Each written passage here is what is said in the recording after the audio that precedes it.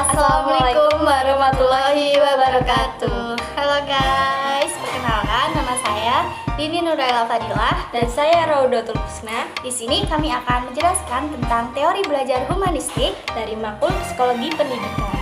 Oke, let's check in. Jadi di sini saya akan menjelaskan tentang konsep belajar menurut psikologi humanistik. Teori belajar humanistik ini bersifat lebih abstrak dan lebih mendekati bidang kajian filsafat, teori kepribadian, dan psikoterapi. Proses belajar ini harus dimulai dan ditujukan untuk kepentingan memanusiakan manusia itu sendiri. Jadi, inti dari teori ini adalah konsep pendidikan untuk membentuk manusia yang dicita-citakan, serta tentang proses belajar dalam bentuknya yang paling ideal. Contohnya, seperti dalam pelaksanaannya bisa diambil dari teori kognitifnya Ausubel tentang belajar bermakna atau meaningful learning, yang mengatakan bahwa belajar merupakan asimilasi bermakna. Materi yang dipelajari diasimilasikan dan dihubungkan dengan pengetahuan yang telah dimiliki sebelumnya. Dan selanjutnya, pandangan Rogers tentang belajar. Rogers menyebut teorinya bersifat humanis dan menolak pesimisme suram dan putus asa dalam psikoanalisis serta menentang teori behaviorisme yang memandang manusia seperti robot.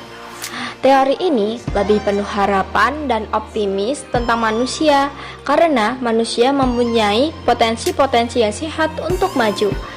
Dan gagasan Rogers mengenai prinsip-prinsip belajar yang humanistik itu meliputi 1. Hasrat untuk belajar. 2. Belajar yang berarti. 3. Belajar tanpa ancaman. 4. Belajar atas inisiatif sendiri. Dan yang terakhir, belajar dan perubahan. Dan pandangan Bloom dan Krathol terhadap belajar. Jadi mereka merupakan penganut aliran humanistik, dan mereka juga tentunya lebih menekankan pada penguasaan individu sebagai tujuan belajar setelah melalui peristiwa belajar. Jadi tujuan belajar yang dikemukakan oleh mereka itu disebut taksonomi Bloom, yang dirangkum dalam 3 kawasan. Kawasan atau ranah dari taksonomi Bloom adalah 1. Ranah kognitif, yang terdiri dari pengetahuan, pemahaman, aplikasi, analisis dan sintesis, evaluasi, dan kreativitas.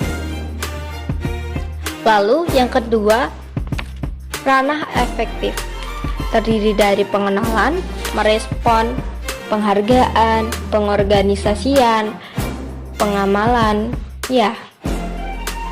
Lalu yang ketiga, ranah psikomotorik, dan terdiri dari peniruan, penggunaan, ketepatan, perangkaian, dan naturalisasi. Yang selanjutnya yaitu pandangan menurut Kolb.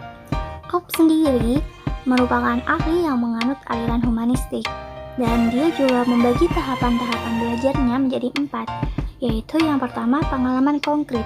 Pengalaman konkret ini ketika seseorang melihat atau merasakan sesuatu, tapi seseorang itu belum memiliki kesadaran tentang hakikat peristiwa yang terjadi, atau dia bisa menceritakan peristiwa yang dialami namun belum bisa memahami bagaimana peristiwa itu bisa terjadi.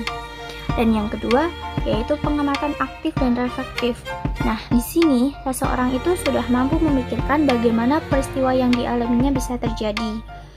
Dan yang ketiga yaitu konseptualisasi, yaitu di mana seseorang ketika sudah dapat membuat abstraksi dan mengembangkan konsep, mengembangkan teori serta hukum maupun prosedurnya menjadi objek perhatiannya. Dan yang terakhir yaitu eksperimentasi aktif.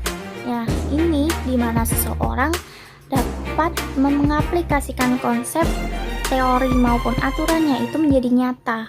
Ia sudah mulai menguji dan mempraktekkan teori-teorinya itu dengan pemikirannya yang deduktif di lapangan. Nah, menurut Kolb ini secara keseluruhan itu tuh berlangsung di luar kesadaran si pembelajar. Dan walaupun teorinya ini mampu membuat garis tegas terhadap satu tahap ke tahap lainnya, namun dalam prakteknya dari satu tahap ke tahap lainnya itu masih sering terjadi begitu saja. Kita sulit untuk menentukan kapan beralihnya. Dan selanjutnya yaitu pandangan menurut Hani dan Mumford.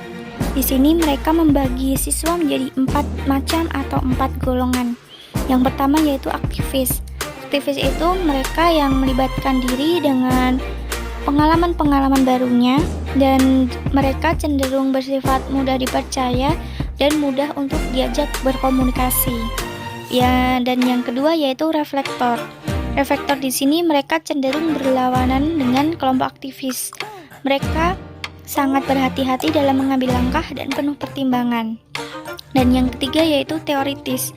Teoritis di sini mereka sangat kritis dan senang menganalisis dan selalu berpikir rasional dengan penalarannya, dan mereka tidak menyukai pendapat atau penilaian yang sifatnya subjektif. Dan yang terakhir yaitu pragmatis. Pragmatis di sini mereka menaruh perhatian pada aspek yang praktis dari segala sesuatu. Mereka tidak terlalu suka pada banyak teori, konsep maupun dalil. Dan yang terakhir yaitu pandangan menurut Habermas. Habermas sendiri, menurutnya belajar itu baru akan terjadi jika ada interaksi antara individu dengan lingkungan. Lingkungan ini yang dimaksud lingkungan alam maupun lingkungan sosial. Dan dia juga membagi tipe belajarnya menjadi 3, yaitu yang pertama, belajar teknis atau technical learning. Di sini, belajar itu bagaimana seseorang dapat berinteraksi dengan lingkungan alamnya secara benar. Dan yang kedua yaitu belajar praktis atau practical learning. Di sini, bagaimana seseorang dapat berinteraksi dengan lingkungan sosialnya. Dan yang ketiga yaitu belajar emansipatoris atau emancipatory learning. Di sini menekankan upaya agar seseorang mencapai suatu pemahaman dan kesadaran yang tinggi akan terjadinya perubahan atau informasi budaya dalam lingkungan sosialnya. Oke, jadi dari kami telah menjelaskan sedikit tentang materi teori belajar humanistik, dan kami akan memberikan kesimpulan dari materi tersebut. Oke, jadi pada intinya teori belajar humanistik itu menekankan pada isi yang kita pelajari dan juga dengan tujuan untuk memanusiakan manusia untuk mencapai optimalisasi diri dan pemahaman diri yang optimal. Jadi seperti itu ya teman-teman. Oke, kami akan segera undur diri. Kami mohon maaf bila banyak kesalahan. Terima kasih telah melihat video kami dan